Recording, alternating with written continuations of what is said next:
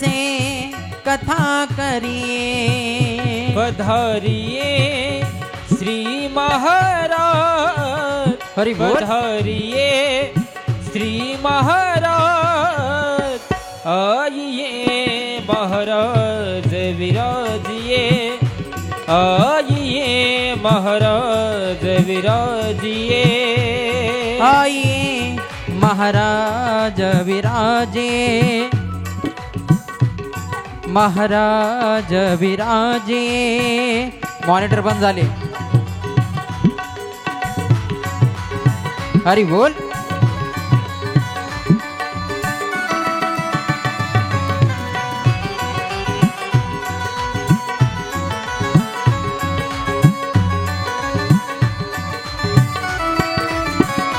पधारिए विराजिए श्री महाराज, आइए महाराज विराजिए, आइए महाराज विराजिए, आइए महाराज विराजे, आइए महाराज विराजिए।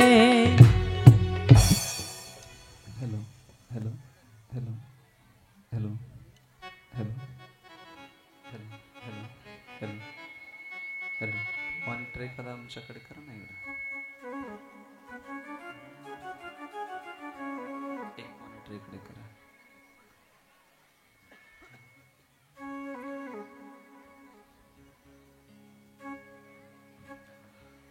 हरि ओम सहना भवतु सहनो भुनक्तु सह वीर्यं करवावहै तेजस्विनावनितमस्तु मा विद्विषावहै. ओम शांति ओम शांति ओम शांति. योऽन्तः प्रविश्य वाचमिमां प्रसुप्तां सञ्जीवयत्यखिलशक्तिधरस्वधाम्ना अन्याश्चहस्तचरणशृणुत्वगादीन् प्रणन्नमो भगवते पुरुषाय तुभ्यम्. ब्रह्मानन्दं परमसुखदं केवलं ज्ञानमूर्तिं द्वन्द्वातीतं गगनसदृशं तत्त्वमस्यादिलक्ष्यम् एकं नित्यममलमचलं सर्वधी साक्षिभूतं भावातीतं त्रिगुणरहितं सद्गुरुं तं नमामि. विनायकं गुरुं नौमि साक्षरे नाम विस्मृतं तेषां चरणसान्निध्यात् जीवा मुक्ता भवन्ति. साक्षरे वंशविख्यातं ज्ञानदानपरायणं विनायकं गुरुं वन्दे भवबन्धविमुक्तये. श्रीरङ्गनाथं गुरुराजवर्यं मुमुक्षूणां ज्ञानदानेकदक्षं प्रभावति क्षेत्रनिवासनं तं नमामि वेदान्तविदां वरिष्ठम्. नीलाम्बुजश्यामलकोमलङ्गं सितासमारोपितवामभागं पानो महासायकचारुचापं नमामि रामं रघुवंशनाथं. मनोजवं मारुततुल्यवेगं जितेन्द्रियं बुद्धिमतां वरिष्ठं वातात्मजमवानरयोतमुख्यं श्रीरामदूतं शरणं प्रपद्ये. वंशी विभूषितकरा नवनीरदावात् पीताम्बरा तृणबिम्बफलादरोष्ठात् पूर्णेन्दुसुन्दरमुखादरविन्दनेत्रात् कृष्णात् परं किमपि तत्त्वमहं न जाने. नमस्तुते व्यासविशालबुद्धे फुल्लारविन्दायतपत्रनेत्र येन त्वया भारततैलपूर्णः प्रज्वालितो ज्ञानमयप्रदीपः. प्रपन्नपारिजाताय तोत्रवेत्रैकपाणये ज्ञानमुद्राय कृष्णाय गीतामृतदुहे नमः. वसुदेवसुतं देवं कंसचाणूरमर्दनं देवकी परमानन्दं कृष्णं वन्दे जगद्गुरुं. वक्रतुण्डमहाकाय सूर्यकोटिसमप्रभ निर्विघ्नं कुरु मे देव सर्वकार्येषु सर्वदा. या कुन्देन्दु तुषारहारधवला या शुभ्रवस्त्रावृता या वीणावरदण्डमण्डितकरा या श्वेतपद्मासना या ब्रह्माच्युतशङ्करभवती दैवे सदा वन्दिता. समं पातु सरस्वती भगवती निःशेषजड्यापः. यं प्रव्रजन्तमनुपेतमपेतकृत्यं द्वैपायनो विरह कातराजुहाव पुत्रेति तन्मयतया तरोभिनेदुस्तं सर्वभूतहृदयं मुनिमानतोऽस्मि। नारायणं नमस्कृत्य नरं चैव नरोत्तमं देवीं सरस्वतीं व्यासं ततो जयमुदीरयेत्। कर्पूरगौरं करुणावतारं संसारसारं भुजगेन्द्रहारं सदा वसन्तं हृदयारविन्दे भवं भवानी सहितं नमामि। गुरुदेव तुम्हारी जय जय हो, गुरुदेव तुम्हारी जय जय हो, गुरुदेव तुम्हारी जय जय हो, गुरुदेव तुम्हारी जय जय हो। भोले बाबा तुम्हारी जय जय हो, भोले बाबा तुम्हारी जय जय, हे उमानाथ तुम्हारी जय जय हो। उमानाथ तुम्हारी जय जय हो, सोमनाथ तुम्हारी जय जय हो, सोमनाथ तुम्हारी जय जय हो। हे गुरुदेव तुम्हारी जय जय हो, गुरुदेव तुम्हारी जय जय हो, गुरुदेव तुम्हारी जय जय हो, गुरुदेव तुम्हारी जय जय हो।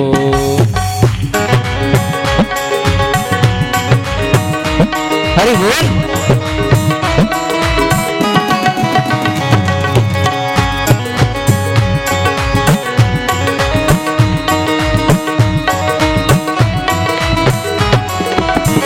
हे मल्लिकार्जुन तुम्हारी जय जय हो, मल्लिकार्जुन तुम्हारी जय जय हो, हे त्र्यंबकेश्वर तुम्हारी जय जय हो, त्र्यंबकेश्वर तुम्हारी जय जय हो, शंभुनाथ तुम्हारी जय जय हो, सोमनाथ तुम्हारी जय जय हो, भोलेनाथ तुम्हारी जय जय हो, भोलेनाथ तुम्हारी जय जय हो, हे गुरुदेव तुम्हारी जय जय हो, महाराज तुम्हारी जय जय हो, गुरुदेव तुम्हारी जय जय हो, गुरुदेव तुम्हारी जय जय हो। हरि बोल।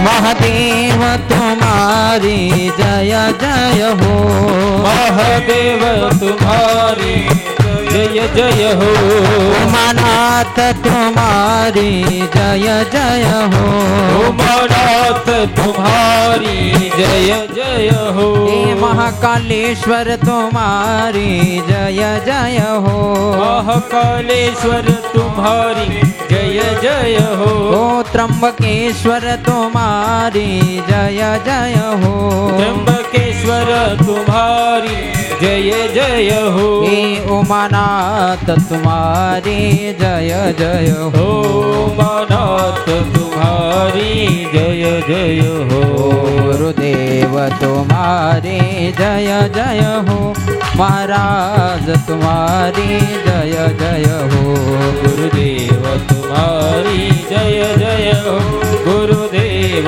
तुम्हारी जय जय हो, गुरुदेव तुम्हारी जय जय हो, गुरुदेव तुम्हारी जय जय हो, गुरुदेव तुम्हारी जय जय हो, गुरुदेव तुम्हारी जय जय हो, गुरुदेव तुम्हारी जय जय हो, गुरुदेव तुम्हारी जय जय हो, गुरुदेव तुम्हारी जय जय हो, गुरुदेव तुम्हारी जय जय हो। नमः पार्वती पते शिव हर हर महादेव। बोलिए दुर्गा मैया की जय जय।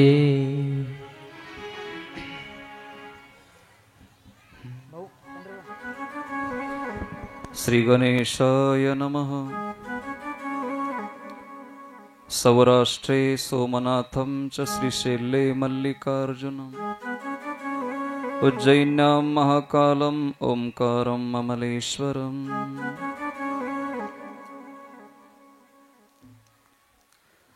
चालत असलेला अखंड हरिनाम सप्ताह शिवमहापुराण कथा भक्तिज्ञान यज्ञ माता जगदंबेच्या पवित्र आश्रम मंदिरामध्ये भगवान विश्वनाथाचं सुंदर असं चरित्र आपण ऐकत आहात। नियमाने मागच्या 6 दिवसापासून परमात्म्याची कथा आपण श्रवण करत आहोत। आजचा सांगतेचा दिवस म्हणजे 7वा दिवस। आज सकाळपासून कार्यक्रमच आहेत, त्याच्यामुळं थोडासा वेळही झाला आणि आपल्याकडे आज शेवटचा दिवस आहे, थोडासा वेळही कमी आहे। काल आपण अतिशय प्रेमाने महादेव पार्वतीचा विवाह सोहळा आपण संपन्न केलो। देवाचं लग्न आपण लावलं।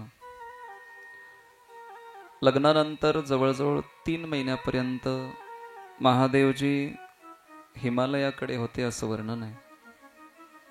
परत येत असताना वरदक्षिणा म्हणून, हुंडा म्हणून हिमालयाने 1 करोड हत्ती दिले असं वर्णन आहे। 10,000 अश्व दिले, 1 सोन्याचा रथ दिला आणि कितीतरी क्विंटल सोनं दिलं हुंडा म्हणून महादेवाला। जे हुंडा अगोदरच्या काळात नव्हता असं नाही, अगोदरही हुंडा होता पण स्वइच्छेने द्यायचे, आता मागतात, एवढाच फरक आहे।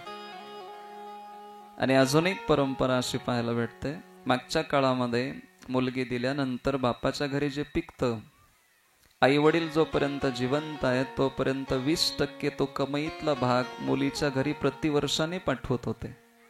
म्हणजे बापाच्या घरी जर 1 लाख रुपयाचा माल झाला, धान्य पिकलं, त्याच्यातले 20,000 न चुकता मुलीच्या घरी पाठवायचे। म्हणजे तो हुंडाच आहे ना एका पद्धतीने।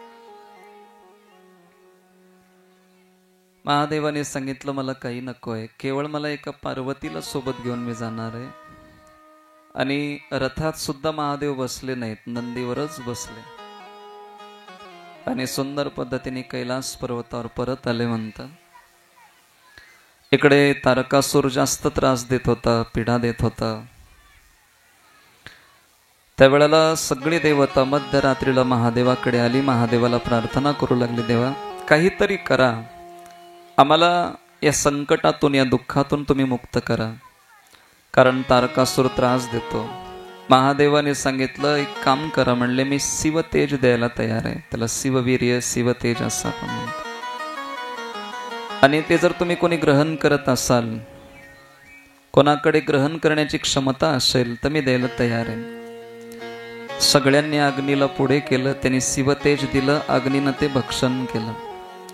पण शिवतेजाला धारण करण्याची क्षमता अग्नीमध्ये नसल्यामुळं अग्नीला त्याचा दाह वाटायला लागला, अग्नीला सुद्धा त्रास होऊ लागला। अग्नी विचार करू लागला काय करावं, काय करावं। शेवटी 7 ऋषीपैकी 6 ऋषीच्या पत्न्या स्नान करण्याकरता आल्या, 7ही आल्या, बाकी सगळेजण विचार करू लागले फार थंडी आहे, थोडंसं शेकोटी पेटवावी आणि नंतर स्नान करावं। अरुंधती माता म्हणल्या तुम्ही 6 जण शेकत बसा, मी जाऊन स्नान करते। अरुंधती माता स्नानासाठी गेल्या आणि या 6 ज्या ऋषी पत्न्या होत्या ते शेकत बसल्या होत्या जाळाला, आणि त्या अग्नीमध्ये असलेलं जे शिववीर्य होतं या 6 स्त्रियाच्या गर्भात त्यांनी प्रविष्ट केलं आणि 6च्या 6 स्त्रिया गरोदर झाल्या। त्यांना कळालं की आमच्या पोटात बाळ आहे। काय झालं, कसं झालं काही कळलं नाही। घरी आल्यानंतर त्याने आपल्या मालकाला सांगितलं, महाराज आम्ही व्याभिचार केला नाही, आम्ही चुकीचं वागलो नाही, आम्ही पाप केलं नाही, तरी आम्ही गरोदर आहोत। काय कारण आहे माहित नाही, काय भूल पडली माहित नाही। या 6च्या 6 महात्म्याने सांगितलं त्या गर्भाला जाऊन तुम्ही गर्भाचा त्याग करून या, आणि 6च्या 6 जणींनी त्या गर्भाचा त्याग केला। मागच्या काळामध्ये स्त्रियांकडे काही स्वातंत्र्य होतं, एक तर इच्छा प्रसूतीचं स्वातंत्र्य होतं। योग्य वाटलेल्या वेळेला आई बाळ जन्माला आणत होती, एवढं स्वातंत्र्य आईकडे होतं। आता आईकडे नाही, डॉक्टरकडे नाही, म्हणजे नेमकं निदानच लागत नाही, डिलेवरी कधी होणार आहे. काळ होता आणि योग्य काळावर बाळाला जन्माला आणावा असं त्या माताकडे स्वातंत्र्य होतं. या 6 स्त्रियांनी तो गर्भाचा त्याग केला आणि तो गर्भ त्या नदीच्या प्रवाहात तो वाहू लागला. म्हणतात पाण्याची लाट उसळली आणि तो गर्भ जाऊन एका सरकांड्यावरती पडला. 6 स्त्रियांनी गर्भधारण केल्यामुळं, 6 स्त्रियाच्या पोटात वागल्यामुळं ते 6चं पिंड एकत्र आलं आणि बाळ प्रगट झाले. पण 6 मातांनी पोटात घेतल्यामुळं 6 मुख निर्माण झाली. त्यांचं नाव आहे कार्तिक स्वामी महाराज. आणि सुंदर पद्धतीने त्यांचं प्रागट्य झालं. नाव त्यांचं कार्तिकेयच आहे. कार्तिक शब्दाचा अर्थ कृतिकांचे पुत्र. पण आंध्रात गेले, तेलंगणात गेले की स्वामी झाले. ते तिकडे गेले की सगळ्याला स्वामीच म्हणतात ना, स्वामी स्वामी स्वामी म्हणतं. म्हणून कार्तिक स्वामी हे नाव पडलं तेलंगणात गेल्यामुळं. आता तेलंगणा आणि आंध्र अगोदर एक होते, आता ते दोन्ही डिवाइड झालं. इकडे मग एका दिवशी पार्वती मातेनं महादेवाला प्रश्न विचारला. देवा, म्हणले मध्यरात्रीला तुम्ही शिवतेज दिलं होतं देवांना, त्याचं काय झालं? अग्नीला बोलवलं. अग्नीनं सांगितलं मला दाह सहन झाला नाही, मी त्याचा त्याग केला होता. मग गंमत अशी आहे, शेवटी सूर्याला विचारलं. सूर्याने सांगितलं, म्हणले आता तुमचा पुत्र कार्तिकेय स्कंध अतिशय बलवान आहेत आणि ते विंध्य पर्वतावर बसून आहेत म्हणले. शेवटी मग ते नंदिकेश्वराला पाठवलं. नंदिनी या 6 मातांना सांगितलं, म्हणले माता तुम्ही भाग्यवान आहात. जो गर्भ तुमच्या पोटात वाढला तो गर्भ सामान्याचा नसून महादेवाचाच बाळ होता. आणि तुम्ही भाग्यवान आहात कारण तुम्ही कृतिका अजरामर झालात, कारण कार्तिकेयानं तुम्ही पोटात धारण केलं होतं. आम्हाला बाळ न्यायचं आहे कारण काही कार्य करायची शिल्लक आहेत, त्याच्याकरता म्हणून आम्हाला परवानगी द्या. त्या माता रडू लागल्या. म्हणतात कार्तिक स्वामी महाराजांनी सांगितलं तुम्ही स्मरण केलात की मग मी येईन म्हणले भेटीला, काळजी करू नका. मग कार्तिक स्वामी महाराज आले आणि पार्वती मातेला फार आनंद वाटला. आनंद उत्सव व्हायला लागला. आणि इकडे योग असा, तारकासुराला मारण्याकरता म्हणून विश्वकर्मा महाराजांनी रथ निर्माण केलं, सुंदर शस्त्र निर्माण केली आणि कार्तिक स्वामींना सांगतात तुम्हाला आता युद्ध करायचं. तारकासुराला युद्धाला आमंत्रित केलं, आवाहन केलं. तारकासुर आला, युद्ध व्हायला लागलं. महाराज कार्तिक स्वामीने जे युद्ध केलं ते अतिशय सुंदर युद्ध आहे, याचं वर्णन अतिशय विस्ताराने आलं. पाहता पाहता तारकासुराचा शिरच्छेद झाला, 10 दिशा त्याचं शरीर पडलं. सगळी त्यांची स्तुती करू लागली, वा वा काय पुरुषार्थ आहे, काय पराक्रम आहे. अतिशय आनंद वाटला आणि सुंदर पद्धतीने कार्तिक स्वामी महाराज परत आले असं वर्णन आहे.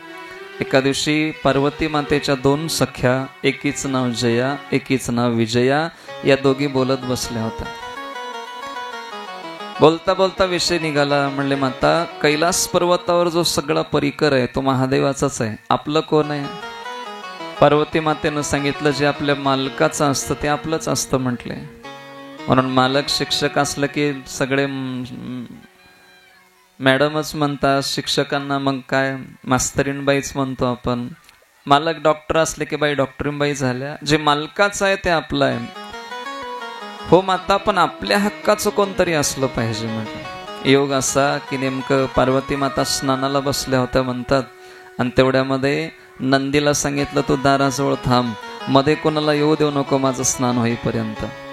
तेवढ्यात महादेव आले काहीतरी कामासाठी. महादेवाने नंदीनं सांगितलं थांबा, आईसाहेब स्नान करतात, मध्ये तुम्हाला मध्ये जाता येत नाही. त्याने सांगितलं, म्हणले अरे थांब, म्हणले माझं काम आहे. असं म्हणून ते नंदीला बाजूला सारलं, देव मध्ये आले. देव त्यांच्या कामासाठी आले, पण माता स्नान करत होत्या, त्यांना थोडा संकोच वाटला. मनामध्ये त्यांना असं वाटलं की नंदीच्या जागेवर आपलं कोणतरी असतं तर महादेवाला सुद्धा मध्ये येऊ दिलं नसतं. मग योग असा, चतुर्थीचा दिवस होता. अंगावर उटणं लावून स्नान करत होत्या. ते उटणं असं एकत्र केलं, त्याचा गोळा बनवला, त्याला छोट्याशा बाळाचं रूप दिलं आणि सुंदर कृपादृष्टी टाकली आणि त्याचं बाळ तयार झालं. जगन्माता आहे, जगताची मालकीण आहे. पाहता पाहता बाळ तयार करायला एक क्षण सुद्धा लागला नाही. अतिशय सुंदर, तेजस्वी, बलवान.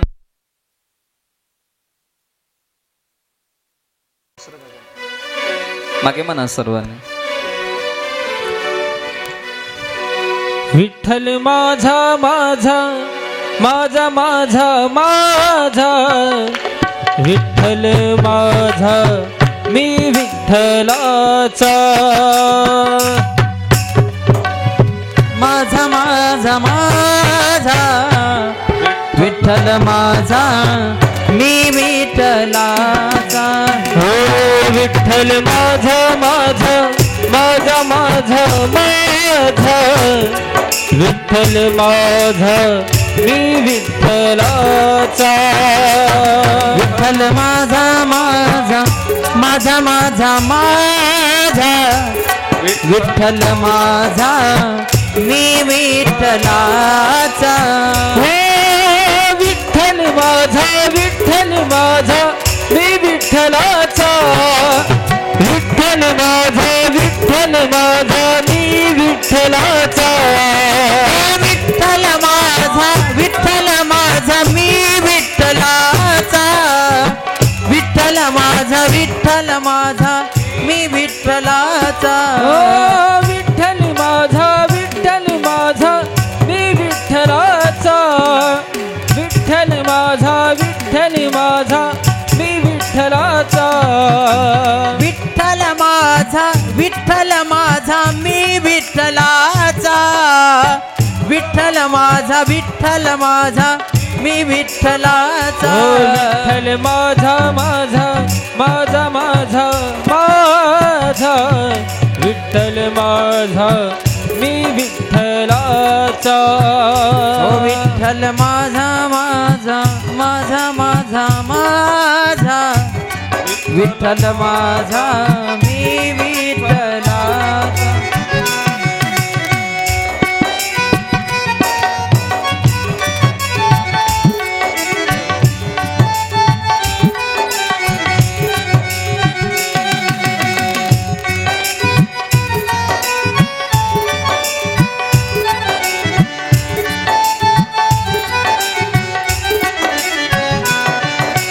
विठ्ठलाचा विठ्ठल माझा मी विठ्ठलाचा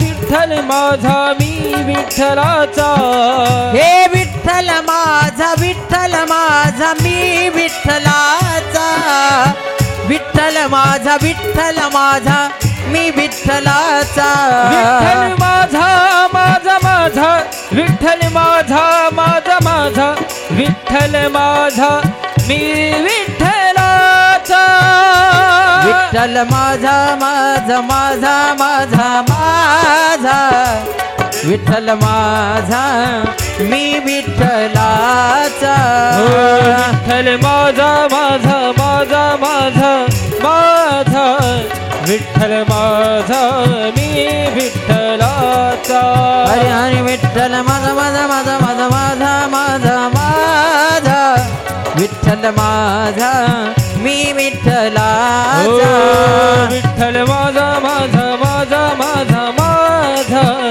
विठ्ठल माझा मी विठ्ठलाचा हरी विठ्ठल माझा माझा माझा माझा माझा विठ्ठल माझा मी विठ्ठलाचा विठ्ठल माझा माझा माझा माझा माझा विठ्ठल माझा मी विठ्ठलाचा नमः पार्वती पते शिव हर हर महादेव सुंदर असं बाळ प्रकट झालं. चतुर्थीचा दिवस आहे, सायंकाळचा पहिला प्रहर आहे. त्या बाळाच्या हातात पार्वती मातेनं छडी दिली आणि सांगितलं, बाळ दारावर राखण करत राहायचं, माझी परवानगी घेतल्याशिवाय मध्ये कोणाला येऊ द्यायचं नाही. त्याने सांगितलं ठीक आहे म्हणता, काही हरकत नाही. आणि योग असा आहे, हातात छडी घेऊन ते छोटंसं बाळ उभं टाकलं म्हणतं. आणि नेमकं पुन्हा महादेवजी आले. महादेवाला त्याने अडवलं, थांबा थांबा म्हटले, मध्ये जाता येत नाही तुम्हाला, थांबा, कारण माझी आई स्नान करते. महादेवाने विचारलं, म्हणले तुला माहित आहे का मी कोण आहे? त्याने सांगितलं, म्हणले देवा तुम्ही कोणी असाल, पण माझ्या आईची परवानगी घेतल्याशिवाय तुम्हाला मध्ये प्रवेश नाही. शेवटी महादेवांना राग आला. नंदीला सांगितलं, म्हणले काय रे ते कोण आहे? त्याने सांगितलं, म्हणले देवा मलाही माहिती नाही. पाहता पाहता थोडासा वाद झाला. नंदीला एक मुष्टी प्रहार केला म्हणतात त्या लेकरांनी. नंदी 10 दिशा पडला. महादेवाला सहन झालं नाही. महादेवाने त्रिशूळ टाकलं आणि त्या बाळाचा कंटनाळ छेदन केला. 10 दिशा जाऊन ते मुंडकं बाजूला पडलं. शेवटी जगन्माता पार्वती सबंना कळालं की महादेवाने माझ्या बाळाचा घात केलाय, माझ्या बाळाचा शिरच्छेद केलाय. राग आला, रागारुद्र झाल्या. ते म्हणतात आत्ता प्रलय केल्याशिवाय राहणार नाही, आत्ता सृष्टीचा विनाश करणार आहे. सगळी म्हणतात राहिमाम राहिमाम, माता क्षमा करा क्षमा करा, चूक झाली, थांबा थांबा. त्यांनी सांगितलं माझा बाळ जिवंत झालं पाहिजे, तुमच्या सगळ्याचा अध्यक्ष झाला पाहिजे, कारण अध्यक्षाला फार डिमांड नसतो महाराज. अध्यक्ष झाला पाहिजे आणि माझं लेकरू जिवंत झालं पाहिजे. महादेवांना प्रार्थना करू लागले. देवा म्हणले बाळाला पुन्हा एकदा जिवंत करायचंय. महादेवांनी सांगितलं एक काम करा, उत्तर दिशेला जा आणि जी आई नवजात असलेल्या बाळाकडे पाठ करून बसली त्या बाळाचा शिरच्छेद करून घेऊन या. लेकरू लहान असताना आईने बाळाकडे पाठ करून बसू नये, याला अपशकुन मानले शास्त्रामध्ये. छोटंसं बाळ असेल, नुकतंच जन्मलेलं नवजात असेल, त्याच्याकडे पाठ करून आईनं बसू नये. मग शेवटी पाहता पाहता शोधाशोध व्हायला लागली आणि तेवढ्यामध्ये एक हत्तीनी नेमकंच आता प्रसूत झालेली आहे आणि बाळाकडे पाठ करून बसली. त्या हत्तीचं छोटंसं पिल्लू, त्याचं शिरच्छेद केलं. ते शिर आणून महादेवाकडे दिलं. महादेवाने ते शिर यांच्या शरीरावरती बसवलं आणि पाहता पाहता गणपती बाप्पांचं प्रागट्य झालं. गणपती बाप्पा जन्माला आले. पण ऐका, एक गंमत आहे. आता आपलं लेकरू किती किलो वजनाचं असतं? 4 किलो, 5 किलो, 10 किलो, काहीतरी छोटंसं बाळ. आणि हत्तीचं वजन जन्मल्या पिल्लाचं किती असतं? 1 क्विंटल 20 किलो असतं. मला सांगा, 1.25 क्विंटलचं ते बाळ आणि त्याचा शिर आहे आणि बसवलंय गणपती बाप्पावर. अजून एक कथा आहे. 2 कथा झाली की थोडंसं भजन, 2 कथा झालं की मग गजर करायचा. अरे सुंदर पद्धतीने ते प्रगट झाले. त्यांना शिर लागलं हत्तीचं आणि सुंदर प्रागट्य झालं. ही एका कल्पातली कथा आहे. अजून एका कल्पातली गोड कथा आहे, मी जास्त वेळ घेणार नाही. म्हणले एकदा पार्वती माता उदास होत्या, मला बाळ झाला पाहिजे, काय करू देवा सांगा. म्हणले काही नाही, एक काम करा, तुम्ही कृष्ण परमात्म्याचं स्मरण करा. आणि गोड सुंदर पद्धतीने भजन होऊ लागलं. ओम नमो भगवते वासुदेवाय, ओम नमो भगवते वासुदेवाय. महादेवजी आणि पार्वती माता दोघं मिळून भजन करतात. कृष्ण कन्हैया प्रगट झाले. माता वरमृही, काय हवं आहे? म्हणले देवा तुमच्यासारखं लेकरू माझ्या पोटी जन्माला यावं. कृष्ण कन्हैया म्हणले मीच तुमच्या पोटी बाळ म्हणून जन्माला येतो. गणपती बाप्पा म्हणजे दुसरं तिसरं कोणी नाहीत, कृष्ण परमात्मा गणपती झाले आणि यांच्याकडे पुत्र रूपाने प्रगट झाले. बारशाचं कार्यक्रम ठरलं, सगळ्यांना पत्रिका गेल्या, या तारखेला बारसा आहे, तुम्हाला आलं पाहिजे. एक पत्रिका शनिदेवाच्या घरी पाठवली होती. शनिदेव म्हणले सगळे घरला यावं म्हणतात, पण शनी कोणाच्या घरला येऊ नये म्हणतात. आपणाला वाटते का आपल्या घरला शनी यावं? वाटत नाही. मग नाही माता, तुम्ही आमंत्रण दिलात, मान्य आहे, तुम्ही तुमचं कर्तव्य पार पडलात, पण मी तुमच्या घरी येणार नाही म्हणले. काय येणार नाही देवा? काही नाही म्हणले, शनिदेवाला शनिदेवाच्या बायकोनी शाप दिला होता, शनिदेवाच्या पत्नीने शाप दिला होता. काय शाप होता?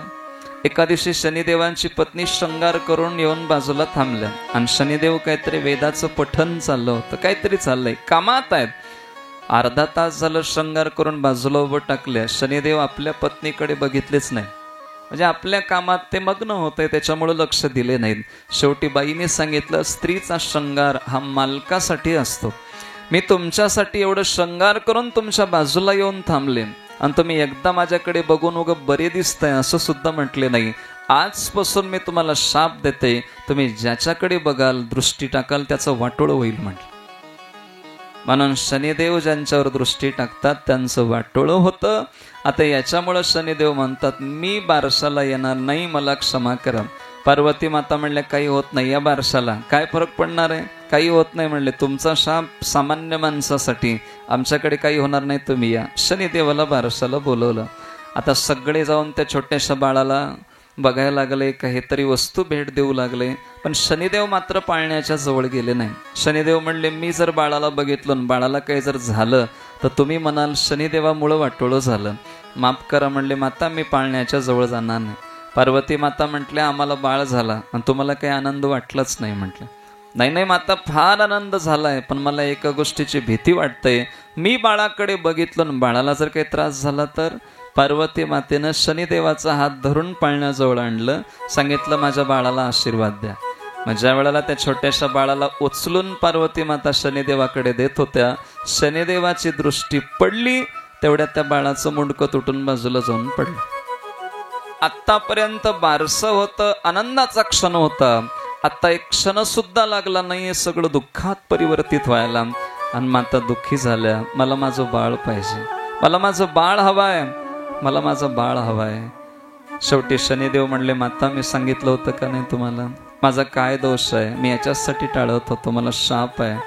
शेवटी मग महादेवाने सांगितल्या पद्धतीने ते छोटंसं हत्तीचं पिल्लू, त्याचं शिर आणलं, बसवलं आणि सुंदर पद्धतीने गणपती बाप्पांचं प्रागट्य झालं. असं गोड वर्णन आहे. बोलिये बोलिये गजानन महाराज की जय. सुंदर 2 मिनिटं भजन होईल, मग पुढे कथा. पार्वतीच्या बाळा तुझ्या पायात बाळा, पार्वतीच्या बाळा तुझ्या पायात बाळा, पुष्पहाराच्या घातल्यात माळा, ताशाचा आवाज तररर झाला रे, गणपती माझा नाचत आला. ताशाचा आवाज तररर झाला रे, गणपती माझा नाचत आला. ताशाचा आवाज तररर झाला रे, गणपती माझा नाचत आला. ताशाचा आवाज तररर झाला रे, गणपती माझा नाचत आला. पार्वतीच्या बाळा तुझ्या पायात बाळा, पार्वतीच्या बाळा तुझ्या पायात बाळा, पुष्पहाराच्या घातल्यात माळा, ताशाचा आवाज तररर झाला रे, गणपती माझा नाचत आला. ताशाचा आवाज तररर झाला रे, गणपती माझा नाचत आला. हो ताशाचा आवाज तररर झाला रे, गणपती माझा नाचत आला. ताशाचा आवाज तररर झाला रे, गणपती माझा नाचत आला.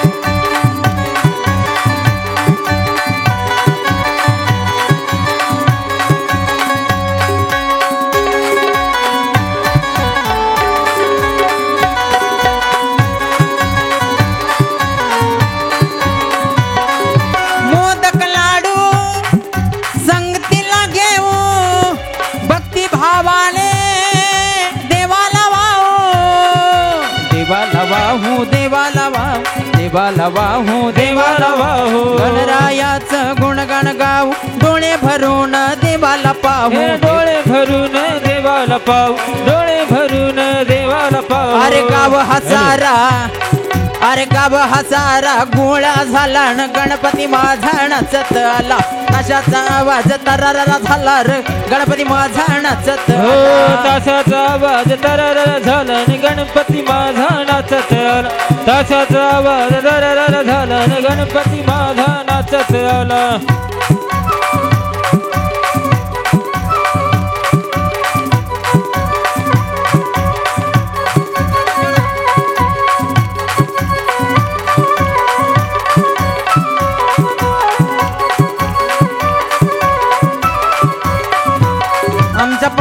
गणपती आणला, आमचा पप्पाने गणपती आणला. शंकर आले पार्वती मांडीवर बसलाय गणपती, शंकर आले पार्वती मांडीवर बसलाय गणपती. टुकमुक बघतोय चांगला, आमच्या पप्पाने गणपती आणला. ताशाचा आवाज तररर झाला रे, गणपती माझा नाचत आला. ताशाचा आवाज तररर झाला रे, गणपती माझा नाचत आला. ताशाचा आवाज तररर झाला आणि गणपती माझा नाचत आला. ताशाचा आवाज तररर झाला आणि गणपती माझा नाचत आला.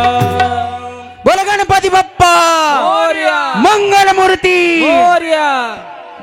गणपती बाप्पांचं प्रागट्य झालं, अतिशय आनंद वाटलं. पाहता पाहता आतापर्यंत कैलास पर्वतावर महादेव होते, पार्वती माता आले की 2 झाली, कार्तिक स्वामी महाराज आले 3 झाली, गणपती बाप्पांचं प्रागट्य झालं ही 4 झाली. आता लेकरं मोठी होऊ लागली. लेकरं मोठी होऊ लागले की एक काळजी असते आता लग्नाची. लग्न झालं पाहिजे. गणपती बाप्पा म्हणतात माझं लग्न अगोदर करा, कार्तिक स्वामीचं नंतर केलं तर जमते. धाकट्याला लग्नाची फार घाई असते महाराज. कार्तिक स्वामी महाराज म्हणत नाहीत माझं लग्न अगोदर होऊ द्या, पण गणपती बाप्पा सांगतात माझं लग्न अगोदर झालं पाहिजे. महादेवाने सांगितलं एक पण ठेवलंय, जो पण पूर्ण करून येत असेल त्याचं लग्न अगोदर करून. कोणता पण आहे? जो कोणी पृथ्वीची प्रदक्षिणा करून अगोदर येत असेल त्याचं लग्न अगोदर होईल म्हटलं.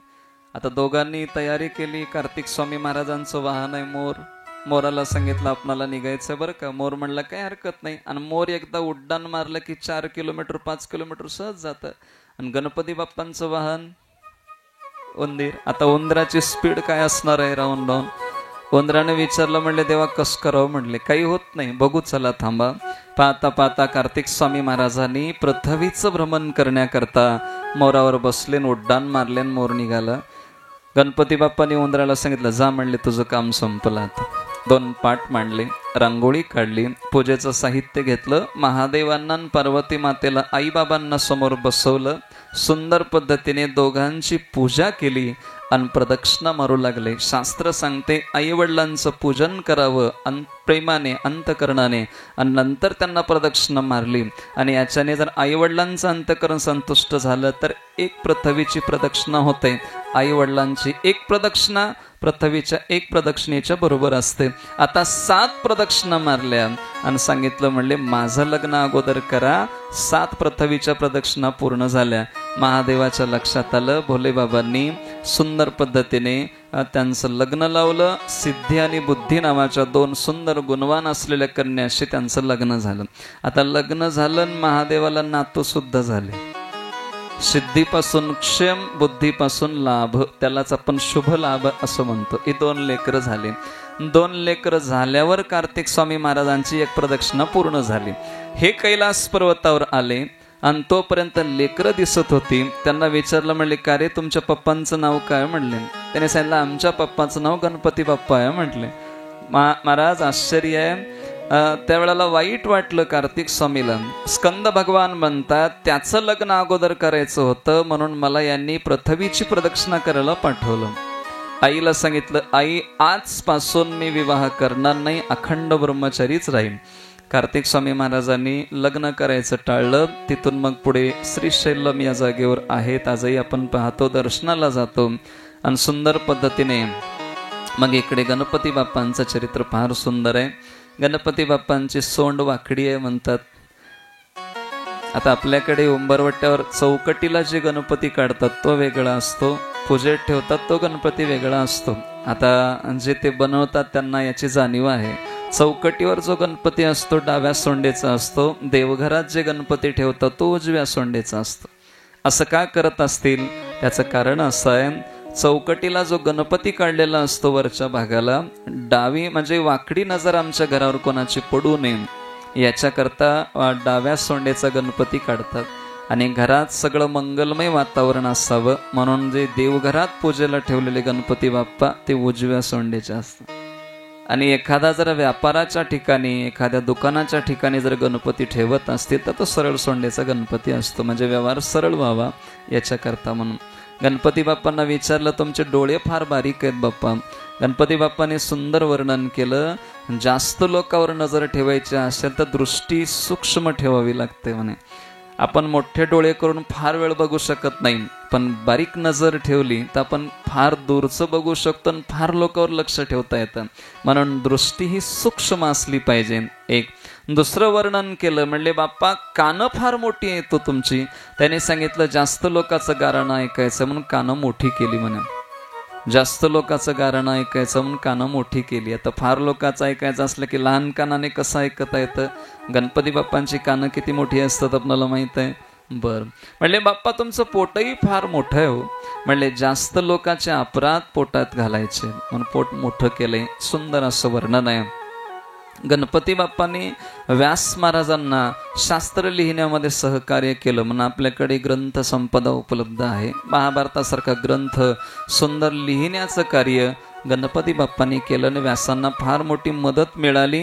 ही सगळी शास्त्र निर्माण झाली. सुंदर असं चरित्र आहे. फार आता वेळेचा थोडासा अभाव. फार सुंदर कथा आहेत महाराज. याच्यात अजून एक भाग पाहायला भेटतो. इथून युद्धखंड आहे. या तारकासुराचे 3 लेकरं होते. तारकाक्ष, कमलाक्ष आणि विद्युन्माली. या तिघांनी तप केलं. ब्रह्मदेवाला प्रसन्न करून घेतलं आणि ब्रह्मदेवांना सांगितलं, आम्हाला एक असं नगर निर्माण करून द्या ज्या नगरामध्ये वारा आलं तरी आमच्या परवानगीने आलं पाहिजे. एकाला लोखंडाचं नगर, एकाला सोन्याचं नगर आणि एकाला चांदीचं का तांब्याचं नगर. या पद्धतीने ती नगर निर्माण केली आणि ती नगर आपापल्या मनोवांछित त्याच्याने ती जायची. म्हणजे अंतकरणात इच्छा झाली की ते नगर अशी भ्रमण करत राहायची. म्हणले तुमचं मरण कधी ते सांगा. म्हणले 1000 वर्षानंतर आमचे 3ही पुरं एका नगरात यावं आणि महादेवाने जर दुपारच्या वेळेला अभिजात मुहूर्तावर आणि अशा सुंदर एका जाग्यावरून जर धनुष्याला बाण लावून बाण सोडलं, 3ही पुरं एका लाईनमध्ये असतील, अशा वेळेला आमचा नाश होईल. नसेल तर आम्हाला 1000 वर्ष पुन्हा आयुष्य वाढेल. असं करता करता मग ते फार भ्रमण करू लागले. बलवान होते, देवांचा विरोध करू लागले. आता गंमत आहे का, हे 3ही पुरं नगर, एक जण ब्रह्मदेवाच्या समोर जाऊन त्यांच्याशी युद्ध करावं, एक जण वैकुंठात जाऊन त्यांच्याशी युद्ध करावं, एक जण स्वर्गात जाऊन इंद्राशी युद्ध करावं. आता महादेवाच्या हातून मरण होतं म्हणून महादेवाची भक्ती करत होते. महादेवाला सगळे म्हणायचे की देवा त्यांना बघा, दंड द्या. महादेव म्हणायचे ते तर माझे भक्त आहेत, मी त्यांना दंड कसा देऊ. म्हणले बघा किती सुंदर महादेवाची मंदिरं निर्माण झाली. मग शेवटी नास्तिक मताचा प्रादुर्भाव केला. तुम्ही बघितले असाल, मारवाडी समाजाच्या दुकानामध्ये एक मुंडी असलेली देवाची फोटो असते, त्याला अरिहंत असं म्हणतात. ही देवता त्यावेळेला निर्माण झाली. नास्तिक मताचा प्रादुर्भाव करण्याकरता या देवतेची निर्मिती केली. नारद महाराजांनी त्या दोघांनी मिळून नास्तिकपणा जगात पसरवण्याचं काम केलं. 3ही पुरामध्ये महादेवाची मंदिरं त्यांना पाडायला लावली. महादेवाला सांगितलं, ते आता नास्तिक झाले. आणि पाहता पाहता एका योग्य अशा वेळेला 1000 वर्ष पूर्ण झाले. त्यावेळेला एका लाईनमध्ये ती सगळी पुरं आली. त्यावेळेला महादेवाने धनुष्याला बाण लावलं आणि धनुष्याला लावलेला बाण सोडला. एका रेषेत असलेले 3ही पुर एक क्षण सुद्धा लागला नाही. त्या 3हीचा नाश झाला. भगवान परमात्म्याचं नाव सुंदर पद्धतीने त्रिपुरासुराचा वध झाल्यामुळं त्रिपुरारी हे परमात्म्याला नाम प्राप्त झालं. अनेक दैत्य होते, त्यांचाही उद्धार झाला. सुंदर असं वर्णन आहे. आणि परमात्म्याचे काही निर्गुण स्वरूप असलेले शिवलिंग आहेत, त्याला 12 ज्योतिर्लिंग म्हणतो. आता हे 12 मुख्य आहेत, पण बरीच ज्योतिर्लिंग आहेत असं वर्णन आहे. अगदी थोड्या थोड्या वेळामध्ये त्यांचं आपल्याला चरित्र पाहायचं आहे. जोपर्यंत ज्योतिर्लिंगाची कथा पूर्ण होत नाही तोपर्यंत शिवकथा ऐकल्याचं पुण्य लाभत नाही. त्याचा एक नियम आहे. आणि आपणाला जरी तिथं जाणं झालं नाही, एतानी ज्योतिर्लिंगानी सायं प्राता पटेन नरहा सप्तजन्म कृतम पापम स्मरणेन विनश्यती. इथं बसून जरी उग ज्योतिर्लिंगाचं स्मरण केलं तर आमचं पाप जातं म्हणतात. 1 जन्मातलं नाही, 7 जन्मातलं पाप जातं. आम्हाला 12 ज्योतिर्लिंगाला जाणं शक्य नसेल ते गोकर्ण महाबळेश्वरला गेलं तरी चालते. मी मागे एका दिवशी हा विचार मांडला होता. महाराज, मग गोकर्ण महाबळेश्वरला जाऊन जरी आपण त्यांचं स्मरण केलं, दर्शन केलं, तर निश्चितपणे 12 ज्योतिर्लिंगाचं पुण्य भेटेल. महाबळेश्वराच्या काही कथा आल्या, त्याच्यातली एक सुंदर कथा आहे. एका ब्राह्मण पुत्राचं लग्न झालं. त्याला जी पत्नी प्राप्त झाली तिचं नाव सौमिनी हे तिचं नाव आहे. 1 वर्षभर झालं लग्नाला आणि तो ब्राह्मण पुत्र वारला, तो मेला. आणि सौमिनी तरुण होते. सौमिनीला वैधव्य जीवन आलं फार कमी काळामध्ये. 1 वर्षात तिला वैधव्य जीवन प्राप्त झालं. पाहता पाहता तारुण्य आहे, तारुण्यात काही चुका होतात. सौमिनी वाईट वागू लागला. नाविलाज झाला. कुठंतरी ते वाईट वागते, घरच्या लोकांना आवडलं नाही. घरच्या लोकांनी सांगितलं की आता हिला कुठंतरी दूर नेऊन ठेवलं पाहिजे. बैलगाडी बांधली, बैलगाडीत तिला बसवलं, तिच्या डोळ्यावर पट्टी बांधली आणि रात्रभर गाडी चालली आणि घनघोर जंगलात नेऊन त्या सौमिनीला सोडून परत आले. सौमिनीनं बघितलं सगळीकडे जंगल आहे, कुठून आलो माहित नाही, जंगलात गेल्यावर रस्ता भेटत नाही म्हणा. मग काय करावं काही सुचत नाही. मग शेवटी तेवढ्यात एक चांडाळ वृत्तीचा पुरुष तिच्या जवळ आला. तिचं सौंदर्य बघितल्यावर विचारलं, म्हणले काय ग तुझं नाव काय? तिनं म्हणलं माझं नाव सौमिनी आहे. बर, कोण आहे तुझं? म्हणले माझं कोणी नाही, सगळ्यांनी मला जंगलात आणून सोडले. त्या चांडाळ पुरुषांनी हिचा हात धरला. चांडाळ कोणाला म्हणतात? जो कुत्र्याचं मांस खातो तो चांडाळ आहे, शास्त्र सांगते. जो अतिशय घाण खातो तो चांडाळ आहे. सौमिनीचा हात त्यांनी धरला आणि तिच्याशी स्वैर वागू लागला, व्याभिचारी प्रवृत्तीने वागू लागला. तो मांस खात होता, तिला मांस खाऊ घातला. ती ब्राह्मणाची मुलगी आहे पण ती वाईट वागते, कारण संगतीचा परिणाम आहे. तो दारू पित होता, तिला दारू प्यायला लावलं. ती मद्यपान करू लागली, ती मांस खाऊ लागली, वाईट वागू लागली. मग एका दिवशी याच्यावर त्याचं मन भरलं आणि तिला एकटं सोडून तो निघून गेला. हे एका दिवशी फार दारू पिलेली, मद्यपान केलेली होती. रात्रीला तिला भूक लागली, तिला काही सुचत नव्हतं, आता हिला काहीतरी खायला हवंय.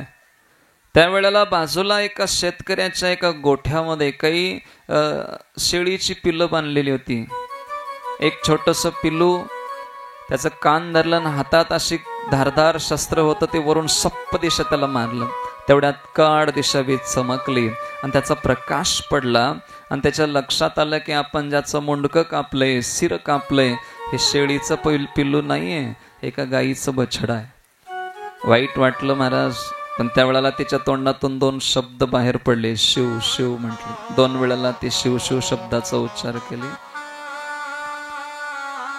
शेवटी मद्यपान केल्यामुळं भूक लागली होती, त्याच वासराचं ते मांस तिनं खाल्लं आणि पाहता पाहता वृद्धावस्था आली. एका दिवशी तिचं शरीर पडलं आणि केलेल्या पापामुळं पुढे ती चांडाळीन म्हणून जन्माला आली. लहान असताना आई वारली. शास्त्र सांगते लहान असताना आई वारू नये, जाऊ नये आहे, कारण ते दुःख जगापेक्षा फार वेगळं असतं. मला त्यावेळेला तिला कोणी खाऊ घातलं नाही, पिऊ घातलं नाही, अगदी कृश शरीर झालंय. मागे केलेल्या काही पापामुळं तिच्या अंगाला कुष्ठ नावाचा रोग झाला आणि अतिशय अंगातून दुर्गंध येत होती. तिला दृष्टी सुद्धा नाही, ती अंध जन्माला आली. रोडच्या कडेला बसावं, अंगाचा घाण वास येतो, कोणी आलं की हात पुढे करावं, कोणी आलं की हात पुढे करावं, असं त्याचे. मग एका दिवशी काही स्त्रिया गोकर्ण महाबळेश्वरला चालल्या होत्या. त्यांना दया आली, म्हणले अगं ही इथं दररोज कोणाच्या तर समोर हात पसरते, मग आपण हिला नेऊन जर गोकर्ण महाबळेश्वरात सोडलं तर निश्चितपणे कदाचित कोणतरीला 2 घास खायला देईल. असा विचार करून तिला गाडीत बसवलं आणि गाडीत बसवून नेऊन तिथं महाबळेश्वरला सोडलं. तिथंही गेलं की हात असंच करून ती बसते, समोर हात करावं बसावं. कोणतरी एक जण आलं, एक बेलीचं पान तिच्या हातात दिलं.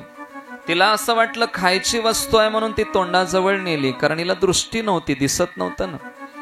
पण नंतर कळालं त्याचा गंध वेगळा आला, म्हणले खायची वस्तू नाही, कोणतरी मला फसवलंय असं म्हणून ते पान झिडकारलं, फेकलं. पण दैवयोग पहा, ते पान वाऱ्याच्या ओघात महाबळेश्वराच्याच पिंडावर जाऊन पडलं म्हणतात. शिवलिंगावर, ज्योतिर्लिंगावर पडलं. आणि पाहता पाहता ती सायंकाळ झाली. कुठंतरी आसऱ्याला जावं, कुठंतरी संध्याकाळचा मुक्काम हे करावं म्हणून चालत असताना ठेच लागली, धाडदिशा पडली, डोक्याला मार लागला आणि तिचा जीव गेला. जीव गेला न गेला, कैलासाहून विमान आलं, त्याच्या शिवगण आले, तिला बसवलं विमानामध्ये. तिचा तो शरीर, तिचा तो देह पडला, सुंदर देह प्राप्त झाला. तिने प्रश्न विचारला शिवगणाला, मला एका प्रश्नाचं उत्तर द्या. या 2 जन्मात एकही पुण्याचं काम मी केलं नाही, मी काही पुण्य केलं नाही, आणि तरी सुद्धा मला तुम्ही नेण्यासाठी कैलास पर्वतावरून आलात, कारण काय तेवढं सांगा. तिने सांगितलं, म्हणले देवी माहित नाही का तुम्हाला, ज्या वेळेला त्या गायीचा बछडा तुमच्या हातून मारला गेला, तुमच्या तोंडातून 2 वेळेला महादेवाचं नाव आलं होतं, शिव शिव. या 2 नामाच्या पुण्याने तुम्ही महाबळेश्वरला आलात. आणि इथं एक हातात कोणतरी पान दिलं, ती खायची वस्तू नाही म्हणून झिडकारलात आणि ते शिवलिंगावर, ज्योतिर्लिंगावर जाऊन ते पडलं. आणि पडल्यानंतर त्या पुण्याईने तुम्हाला नेण्याकरता आम्ही कैलासाहून आलोत, महादेवाने तुम्हाला घ्यायला पाठवलंय. मला सांगा, सहज जर एखादा बेलीचं पान चुकून ज्योतिर्लिंगावर पडल्यावर जर विमान येत असेल, आपण नियमाने मंदिरात जाऊन जर देवाची पूजा केली तर का उद्धार होणार नाही, तेवढं सांगा. 2 शिव शिव शब्दाचा उच्चार केला तर आपणाला एवढं मोठं सत्कार्य आपल्या हातून घडतं, आपणाला देवाचं दर्शन होतं. आपण कायम जर देवाचं भजन केलं तर आपलं का उद्धार होणार नाही? 1-2 मिनिटं सर्वांनी भजन म्हणा. आजचा शेवटचा दिवस आहे, उद्या कोण म्हणणार आहे आपणाला? त्याच्यामुळे सगळ्यांनी मागे म्हणा. 1-2 मिनिटं छान भजन.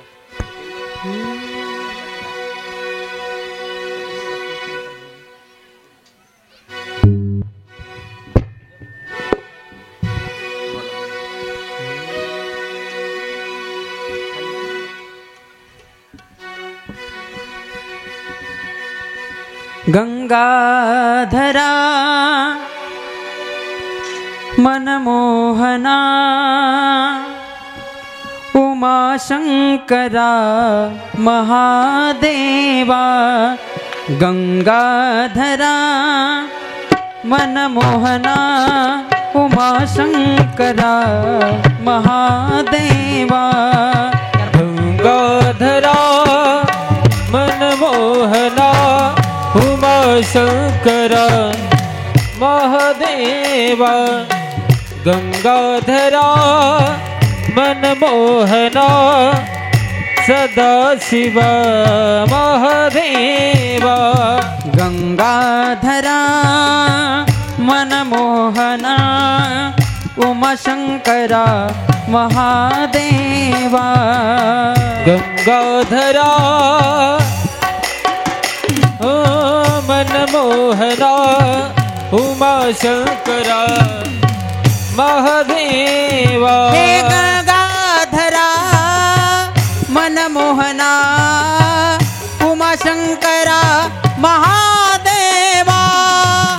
गंगाधरा मनमोहना उमाशंकरा महादेवा.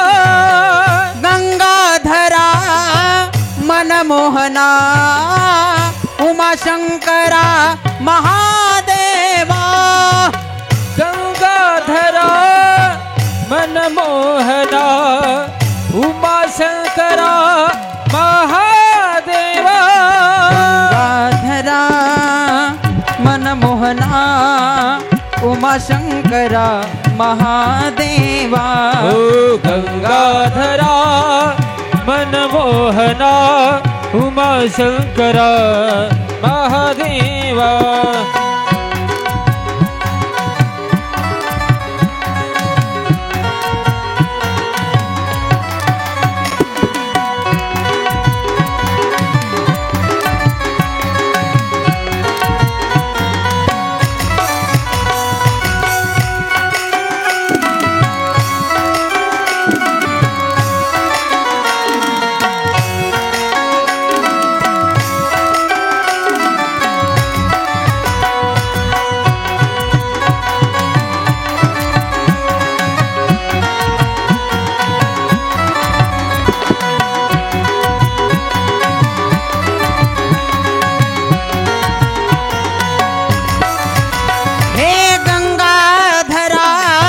मनमोहना उमाशंकरा महादेवा. गंगाधरा मनमोहना उमाशंकरा महादेवा. गंगाधरा मनमोहना उमाशंकरा महादेवा. गंगाधरा मनमोहना उमाशंकरा महादेवा. गंगाधरा मनमोहना उमाशंकरा महादेवा. ओ गंगाधरा मनमोहना उमाशंकरा महादेवा. गंगाधरा मनमोहना उमाशंकरा महादेवा. गंगाधरा मनमोहना उमाशंकरा महादेवा. नमः पार्वती पते शिवार. हर हर महादेव. गोकर्ण महाबळेश्वराची सुंदर अशी कथा आहे, ज्या जागेवर सोमिनीचा उद्धार झाला. अजून एक कथा शास्त्रामध्ये आली, अतिशय सुंदर आहे. एक मित्रसह नावाचा राजा होता सूर्यवंशामध्ये. राजाने एकदा ब्राह्मण भोजन घालावं याच्यासाठी म्हणून संत महात्म्याला आमंत्रण दिलं की तुम्ही आमच्याकडे जेवायला या. हजारो ब्राह्मण मंडळी आली आणि योगायोगाने त्यांचा जो आचार्य होता त्या आचार्यामध्ये त्यांचा एक विरोधक आहे. त्यांनी मुद्दामून राजाला त्रास झाला पाहिजे याच्याकरता म्हणून स्वयंपाकामध्ये मांस मिसळ आणि सगळी संत महात्मे ब्राह्मण मंडळी ऋषी मुनी सगळे जेवायला बसले. त्यावेळेला सगळ्यांच्या समोर अन्न वाढलं गेलं. आकाशवाणी झाली, हे ब्राह्मणो धर्म सांभाळा, का कारण तुमच्या अन्नात मांस आहे, अन्नरमास आहे.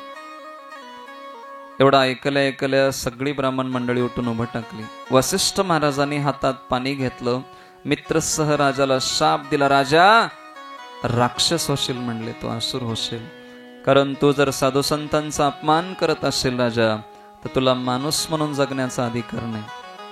पण राजाला काय घडले माहित नव्हतं. राजाने आपणही हातात पाणी घेतलं. तेजस्वी असलेला राजा म्हणतो, महाराज मी तुम्हाला शाप देतो ऐका. हातात पाणी घेतलं तेवढ्यात त्या मित्रसह राजाची पत्नी मदयंती धावत धावत आली. म्हणले, महाराज ते राजगुरू आहेत, त्यांना शाप देण्याचा अधिकार आपणाला नाहीये. शेवटी मग सांगितलं, घडलेली सगळी वार्ता महाराजांच्या वसिष्ठ महाराजांच्या समोर आली. त्यावेळेला महाराजांनी सांगितलं, राजा अरे असुर जरी झालास तरी तुला 12 वर्ष राक्षस होऊन राहावं लागेल, पुढे तुला अजून तुझा देह प्राप्त होईल. पण आता राजाने जे हातात पाणी घेतलं होतं अभिमंत्रून, ते पाणी कुठं टाकावं हा प्रश्न पडला. ते जर पृथ्वीवर टाकलं असतं तर पृथ्वी अन्न देऊ शकली नसती. ती पीक उगवणार नाही.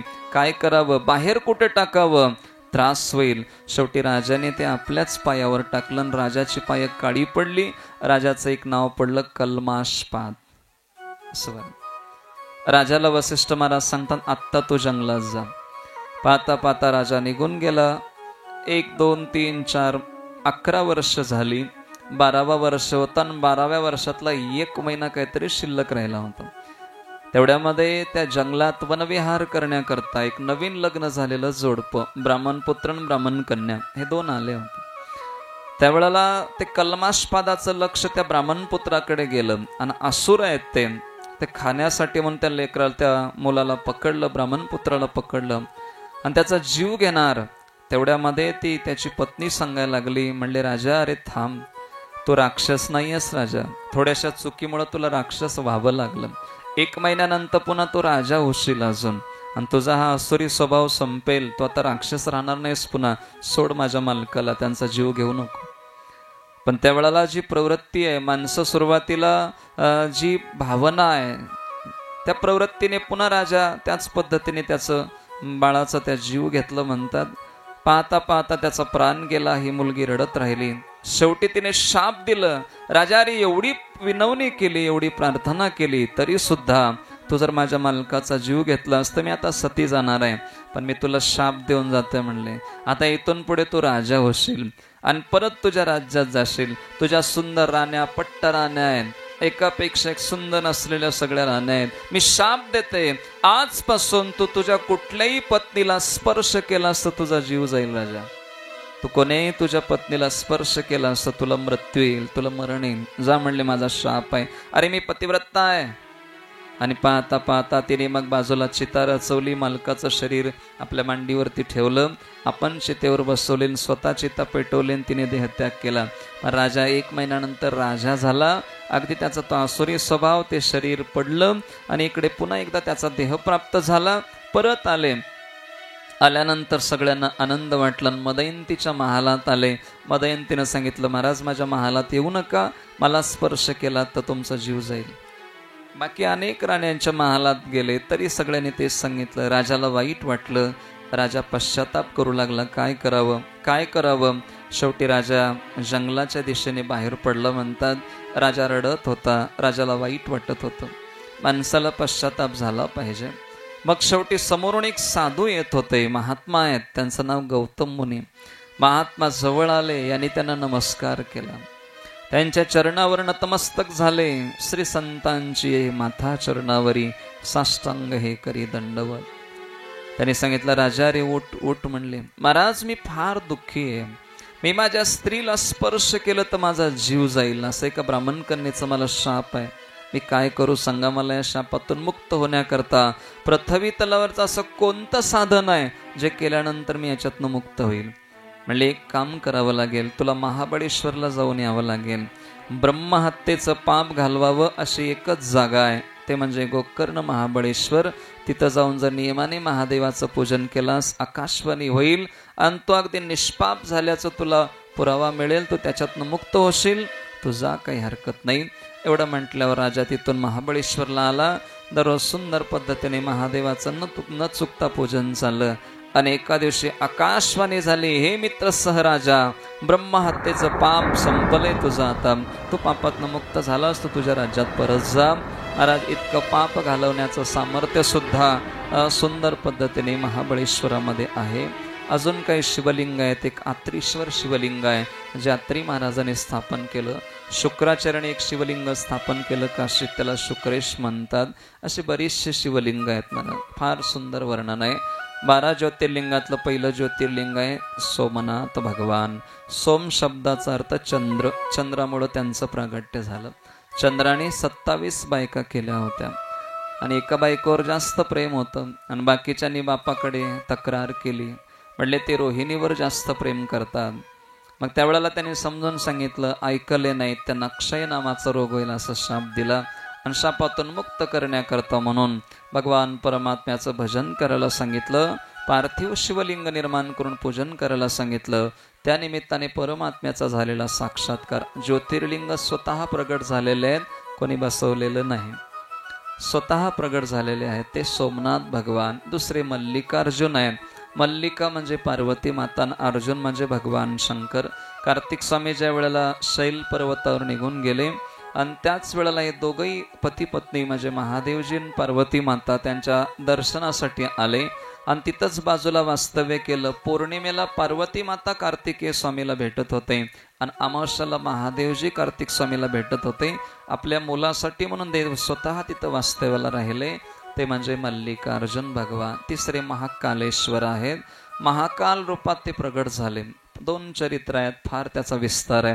अतिशय सुंदर पद्धतीने एका दैत्याचा वध झाला असं वर्णन आहे आणि 4 सुंदर ब्राह्मण पुत्र होते. त्या चारींनी केलेली भक्ती, चारींनी केलेले भजन, त्यांच्या दर्शनार्थ उद्धारार्थ परमात्म्याचं झालेलं प्रागट्य महाकाल स्वरूपात प्रगट झाले. ते म्हणजे महाकालेश्वर. 4थं ज्योतिर्लिंग आहे ओंकारेश्वर. अतिशय सुंदर असं वर्णन आहे ओंकारेश्वराचं हे. याच्यानंतर मग सुंदर अनेक ज्योतिर्लिंग पाहायला भेटतात. आपल्याकडे महाराष्ट्रात 5 ज्योतिर्लिंग आहेत असं वर्णन आहे. शिवपुराणात 2च आहे. औंढा नागनाथ आहे, त्याला नागेश्वर म्हणतो. हेच नागेश्वर द्वारिकेच्या बाजूला आहेत. 1 ज्योतिर्लिंग ते पाहायला भेटतं. आपल्याकडे घृष्णेश्वर आहेत इथं. तिकडे झारखंडला चिताभूमीमध्ये घृष्णेश्वर आहे, ते सुद्धा एक पवित्र ज्योतिर्लिंग आहे. 1 ज्योतिर्लिंग आपल्याकडे परळी वैजनाथ. तिकडे सुंदर पद्धतीने राजस्थानला एक परळी वैजनाथ आहेत असं वर्णन आहे. पाहता पाहता काशी विश्वनाथ आहेत. काशीत देव स्वतः राहायचं मान्य करतात, तिथं परमात्मा राहिले. अजून एक ज्योतिर्लिंग आहे. ज्या वेळेला रामप्रभू सेतुबंधाचं कार्य करत होते त्यावेळेला परमात्म्याने रामेश्वरमची स्थापना केली. भगवान परमात्म्याचं पूजन झालं, ते म्हणजे रामेश्वर भगवान. याच्या अनेक व्याख्या केल्या, फार याचा विस्तार आहे. एक सुंदर असं ज्योतिर्लिंग आहे भीमाशंकर. भीमक नावाच्या दैत्याला मारण्यासाठी प्रगट झाले, त्यामुळं भीमाशंकर हे त्यांना नाव प्राप्त झालं असं. एक आहे नाशिकला त्र्यंबकेश्वर. अतिशय सुंदर ज्योतिर्लिंग आहे. फार सुंदर, फार विस्तार आहे या कथेचा. सुंदर पद्धतीने तिघही एकत्र असलेले एक ज्योतिर्लिंग. एक केवळ महादेवच नाही, ब्रह्मदेव आहेत, महाविष्णू आहेत आणि भगवान शंकर जे आहेत ते म्हणजे त्र्यंबकेश्वर भगवान. अतिशय सुंदर असं विस्ताराने वर्णन आहे. नरनारायणाने ज्यांचं स्मरण केलं ते बद्री केदार बद्रीनाथ भगवान आहेत. अतिशय सुंदर परमात्म्याचं वर्णन पाहायला भेटतं. आणि असे एकूण 12 ज्योतिर्लिंग आहेत. एखादं राहिलं असेल तर तुम्हाला माहीत आहे, सुंदर पद्धतीने 12 ज्योतिर्लिंगाचं इथं बसून जरी आपण वर्णन केलं, तुम्हाला सांगितलं 7 जन्मकृतम पापम स्मरणे न विनश्यति. दररोज आपण इथं बसून 12 ज्योतिर्लिंगाचं स्मरण केलं तरी आपली सगळी पापं जातात. आपणाला जाणं झालं नाही, जमलंच तर जाऊन येण्याचा प्रयत्न करावा. तर तुमच्यापैकी बरेच जण असतील ज्यांनी 4 ज्योतिर्लिंग 5 ज्योतिर्लिंग केले असतील. आता एक संकल्प करा, की 12चे 12 ज्योतिर्लिंग आमच्याकडनं व्हावे. आणि बरेच जण 12 ज्योतिर्लिंगही केलेले असतील, नाही असं नाही, कारण 1-2 ज्योतिर्लिंगाला जाणं थोडं कठीण आहे, बाकी बरंचसं सुलभ आहे. देवाला प्रार्थना करा की आम्हाला ज्योतिर्लिंगाचं दर्शन झालं पाहिजे. जगन्मातेच्या 5 अवताराचं चरित्र आहे ती उमा संहिता. जगदंबा पार्वती माता आहेत, जगदंबा ब्रह्मणी माता त्याच आहेत, महालक्ष्मी हे सुद्धा जगदंबेचंच रूप आहे. महिषासुराचा उद्धार झाला, या निमित्ताने महिषासुर मर्दिनी त्यांचं प्रागट्य आहे. दुर्गा मातेच्या रूपात ते प्रगट झाले. समाजाचं दुःख बघून ती जगदंबा त्यांच्या डोळ्यात अश्रू आले, म्हणतात ती पाण्याची धार 9 दिवस अखंड चालली, पण दुर्गा माता 9 दिवस बसवण्याची पद्धत आहे. अशा बरेच प्रसंग, बऱ्याचशा कथा आहेत. अतिशय सुंदर पद्धतीने आपण आनंदाने आपल्याला या काळात, या वेळात जेवढं शक्य झालं तेवढं वर्णन करण्याचा आपण प्रयत्न केलो. आणि आज आता शेवटचा दिवस आहे. आजच्या दिवशी आज थोडीशी घाई असते, आता भजनालाही बराचसा वेळ गेला जवळजवळ, आणि काही नियम असतात आणि ती करावी लागतात, त्याच्यामुळं थोडासा कथेला वेळ आहे. आता दिंडी मिरवणूक आहे लगेच 4 वाजतापासून 6-6:30 पर्यंत. त्याच्यासाठी ज्यांनी ज्यांनी सुंदर पद्धतीने कथेसाठी सहकार्य केलं, महाराजांनी 2 महिन्याच्या 1.5 महिन्याच्या अगोदर निरोप दिला होता की तुम्हाला कथा करायची आहे. आणि एक आनंद वाटता. पार्वती माता, जगन्माता, दुर्गा मातेच्या मंदिरात शंकराची कथा आणि शिवकथा काही मोजक्याच होतात, जास्त श्रीमद भागवत कथाच होतात. या वर्षीच्या पूर्ण कथेमध्ये आता जवळजवळ भागवत कथा फार होतात, शिवकथा फार कमी होतात. महाराजांचं मत होतं आम्हाला शिवकथाच ऐकायची आहे. महाराज म्हणले महादेवाचंच चरित्र, कारण देवी भागवत झालं, श्रीमद भागवतही झालं, आणि त्याच्यामुळं आम्हाला आता महादेवाचं चरित्र ऐकायचं आहे. तरी सुंदर पद्धतीने जसा आपल्याकडे वेळ होता त्या पद्धतीने जगदंबेने ही सेवा आपल्याकडनं करून घेतली. एखादा शब्द बोलत असताना कमी जास्त झाला असेल, अधिकार नसताना बोललो असेल, क्षमा मागतो. आणि ज्याने आपणाला गोड गोड सहकार्य केलं, एकदा त्या सगळ्यांसाठी एकदा स्वागत आपणाला करायचे टाळी वाजून. आदरणीय संतोष भाऊनी गोड गोड गाण्याची साथ केली आणि पॅड वादनाचं कार्य त्यांनी केलं. एकदा त्यांच्यासाठी जोरदार टाळी वाजली पाहिजे, कारण इतकं गोड भजन आणि गोड आपल्याला पॅड वादनाचं कार्य त्यांनी केलं. आदरणीय राहुल दादा नावलगाव, त्यांचं गंगाखेडच्या जवळ गाव आहे, सुंदर सिंथ वादन आणि गोड गायन त्यांनी केलं. एकदा जोरदार टाळी त्यांच्यासाठी वाजवली पाहिजे. तसेच आदरणीय गोविंदराव यांचं नांदेड जवळ गाव आहे, अतिशय सुंदर तबल्याची साथ केली. एकदा त्यांच्यासाठी गोड टाळी वाजली पाहिजे. ज्या मंडळीने आपल्याला एवढी गोड सेवा दिली.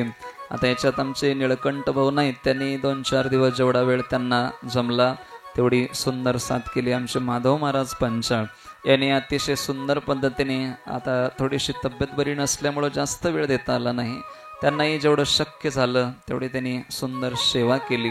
आणि जमलेली सगळी गुणीजन मंडळी, आता तुम्ही अतिशय प्रेमाने उपस्थित राहिला. दररोज नियमाने आपली सेवा देवाच्या दारात रुजू झाली आणि सुंदर पद्धतीने. आता कथा म्हणलं की माता भगिनी जास्त असतात, महिला मंडळ जास्त असतं, पुरुष मंडळींना थोडं जास्त कामं असतात, त्याच्यामुळे इकडचा परिसर थोडा रिकामाच होता. पण महिला मंडळ बरे होते, त्याच्यामुळं कथा आता ही तुमच्यासाठी झाली नियमाने, असं म्हणायला काही हरकत नाही. पुढे मग थोडंसं ग्रंथाचं पूजन होईल. आज आता महाराजांना दक्षिणा द्यायची असते, पण आता दक्षिणा फक्त पैशाचीच द्यावा असं नाही आहे. जमलं तर एखाद्याने माळ घातली, असं सांगितलं की आता आम्ही माळ घालतो महाराज, आम्ही परमार्थाला सुरुवात करतो, ती दक्षिणाच आहे. एखाद्याने तंबाखू सोडली तरी दक्षिणाच आहे, एखाद्याने बिडी सोडली तरी दक्षिणाच आहे, एखाद्याने चांगलं काहीतरी कार्य करण्याचा संकल्प केला ती सुद्धा दक्षिणाच आहे. आता महाराजांना प्रार्थना आहे, थोडंसं व्यासपीठावर या, ग्रंथाचं पूजन होईल, शेवटी छोटंसं गोड असं भजन होईल, मग सगळ्यांना आरती प्रसाद मिळेल आणि कथेची सांगता. आणि अजून एक हे राहिलं, वेदांनी एक गोड मंत्र सांगितलाय. आम्ही कथा ऐकत असताना आमच्यातले दोष बाजूला काढून त्याचं पुण्य आपल्याला प्राप्त व्हावं. सगळ्यांनी आता मांडी घालून बसायचे आणि सगळ्यांनी मागे म्हणायचं आहे. ओ पंढरी दादा कुठे गेले, येतात का? हा, थोडं इको द्या ना. आता काळी हरये नमः मागे म्हणा. हरये नमः हरये नमः हरये नमः हरये नमः हरये नमः. पुंडलीकवरदारी विठ्ठल श्री ज्ञानदेव तुकाराम गोपाल कृष्ण भगवान की जय. नमः पार्वती पते शिव शिव हर हर महादेव. हॅलो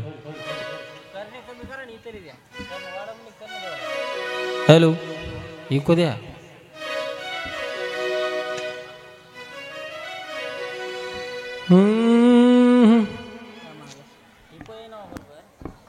इकडचा आवाज आलाय माग. हॅलो हॅलो हो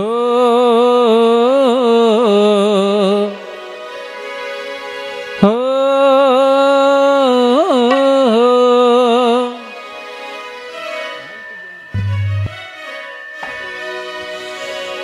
रही जिंदगी तो मिलेंगे दोबारा. रही जिंदगी तो मिलेंगे दोबारा. मिलन साथ दिल का तुम्हारा हमारा. मिलन साथ दिल का तुम्हारा हमारा. तुम्हारा हमारा मिलन साथ दिल का तुम्हारा हमारा. हे रही जिंदगी तो मिलेंगे दोबारा. रही जिंदगी तो मिलेंगे दोबारा. मिलन साथ दिल का तुम्हारा हमारा. मिलन साथ दिल का तुम्हारा हमारा. मिलन साथ दिल का तुम्हारा हमारा. मिलन साथ दिल का तुम्हारा हमारा.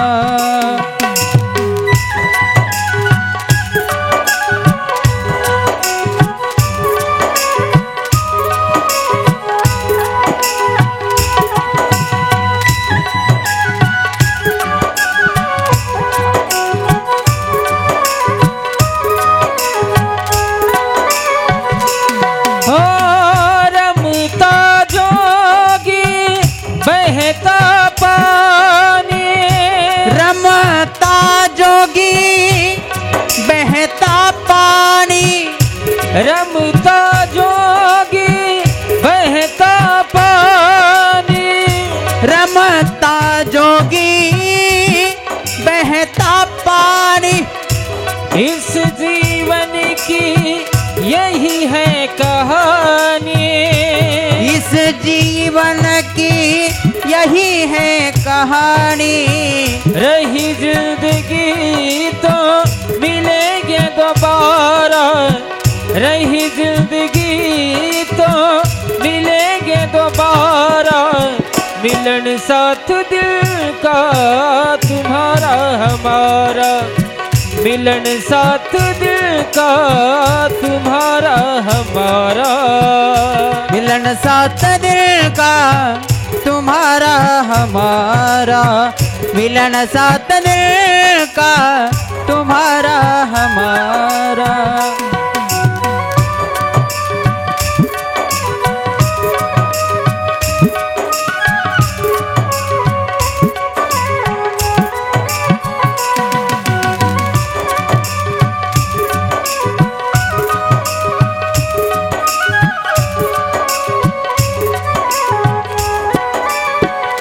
आज वरी हो तो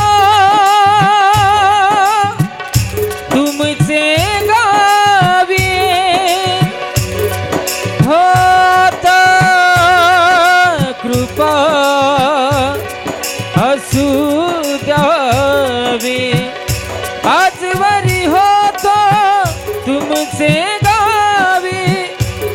रास्ता कृपा आंसू गावी रही जिंदगी तो मिलेंगे दोबारा रही जिंदगी तो मिलेंगे दोबारा मिलन साथ दिल का तुम्हारा हमारा मिलन साथ दिल का तुम्हारा हमारा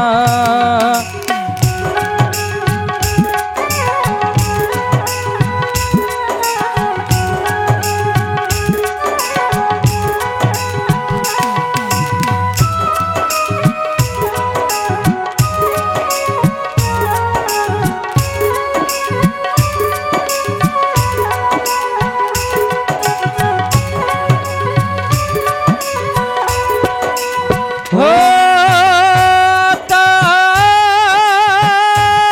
क्यों है ये ने जाने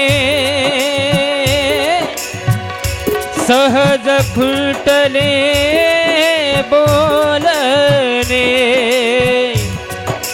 सहज खुलटले बोलने हो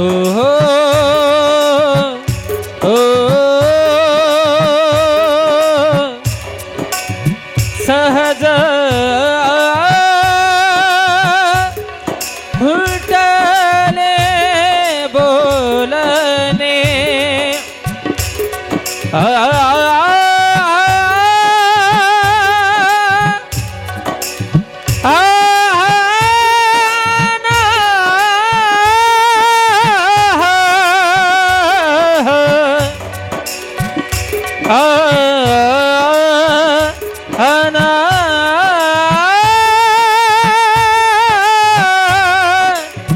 फुटले बोलने अमुचा राम राम घ्यावा अमुचा राम राम घ्यावा आम्ही जातो अमुच्या गावा हो मिलन साथ दिल का तुम्हारा हमारा आम्ही जातो अमुच्या हो गावा मिलन साथ दिल का तुम्हारा हमारा आम्ही जातो अमुच्या हो गावा मिलन साथ दिल का तुम्हारा हमारा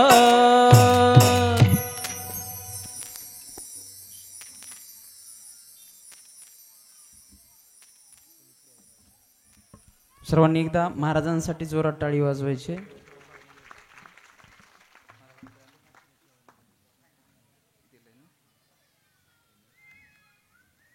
ऐका ज्यांनी ज्यांनी आपल्याला कथेला सहकार्य केलेले आहेत त्यांना सुंदर शाल श्रीफळ देऊन महाराज स्वागत सत्कार करणार आहेत.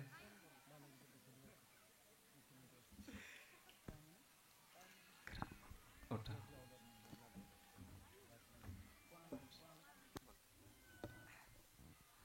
धन्यवाद महाराज.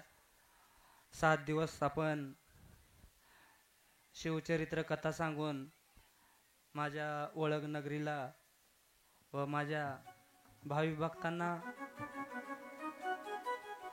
तुम्ही तुमच्या वाणीतून तृप्त केलेला आहे. आपल्या संस्थांमध्ये मागील 3 वर्षामध्ये 2 वर्ष भागवत आणि 3ऱ्या वर्षी देवी भागवत हे तिन्ही पण कथा झालेले होते. महाराजांसोबत चर्चा झाली माझी आणि महाराजाला म्हणलो महाराज आपल्याला ह्या वर्षी शिवमहापुराण कथा करायची आहे. महाराजांनी म्हणले महाराज थोडंसं त्याचं नियोजन अवघड असते. काय नाही झाले दिवस. आपल्या मनात आल्याच्या नंतर कोणतंही नियोजन अवघड होत नाही.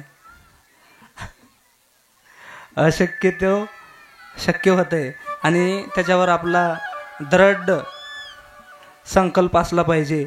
जो काम आपण करतो त्या कामा तुम्हाला मला भरभरून आयुष्य देवो ही मी आई जगदंबे चरणी प्रार्थना करतो. माझ्या गावाला, माझ्या परिसराला, माझ्या तालुक्याला, जिल्ह्याला, पूर्ण भारताला सुखी ठेव. एवढं बोलून मी 2 शब्द संपितो आणि पुढील कार्यक्रमासाठी आपल्या छोट्याशा नियोजनाला आपण सुरुवात करायची आहे. या सत्कार झाले ना. ह्या ठिकाणी आपला छोटासा ह्या कलाकारांचा आपण सत्कार केलेला आहे. खरंच दादा तुमचं करावं तेवढं कौतुक कमी आहे. मी तुम्हाला कुठलीही गोष्ट न बोलता सगळ्याला पाकिट बोलून असते, पण तुम्ही पाकिटाची बोली केलेली नाही. माझ्या शब्दाला मान देऊन तुम्ही इथं आलात. आणि सर्वजण म्हणतात महाराज हे कलाकार कुठले आहेत, हे कलाकार कुठले आहेत. कलाकार प्रत्येकाच्या मनावर खेचला पाहिजे आणि त्या पब्लिकच्या मनामध्ये त्या कलाकाराविषयी जागा झाली पाहिजे. तसे तुम्ही महान मोठे कलाकार आहात. तुम्हाला पण धन्यवाद.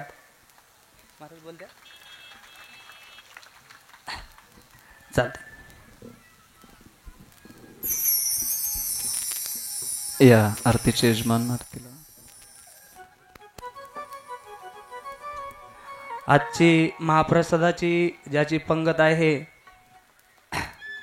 ते खरंच आई जगदंबेचे निष्ठावंत भक्त आमचे दामोदर पाटील. दामोदर पाटलाला म्हणलो गेले 2 वर्ष झालं तुम्ही काल्याचा महाप्रसाद करता आणि ह्या वर्षी तुम्ही करू नका, मी दुसरं कोणाला तर देतो असं त्यांना मी शब्द टाकलो. सावकारांचं म्हणणं असं होतं की महाराज जोपर्यंत तुमचा सप्ताह चालू राहील तोपर्यंत माझं गातापूजाचं जेवण राहील, तुम्ही काही काळजी करू नका, मी तुमच्या पाठीशी खंबीरपणे उभा आहे, तुम्ही भिवू नका. त्यांचा माझं असं बोलणं झालेलं आहे. त्यांच्या घरी सुख समृद्धी सर्वांना आयुष्य दे जगदंबे माता, तुला एवढी विनंती करतो. आणि आज त्याची पंगत आहे आणि कथेचे मानकरी आणि यजमान त्यांनी आरती करतील.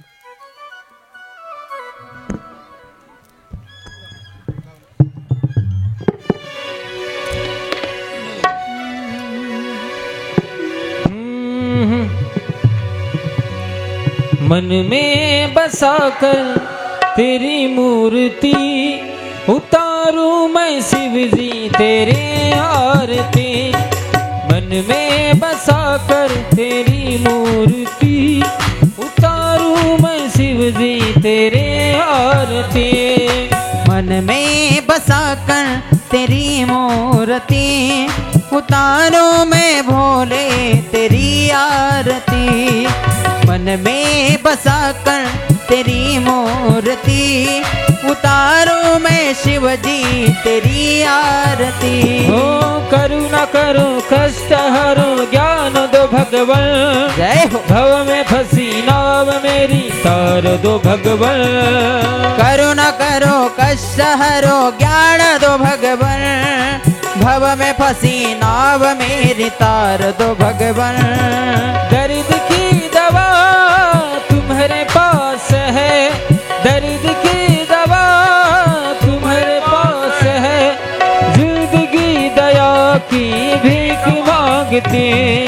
मन में बसा कर तेरी मूर्ति उतारो मैं शिव जी तेरी आरती.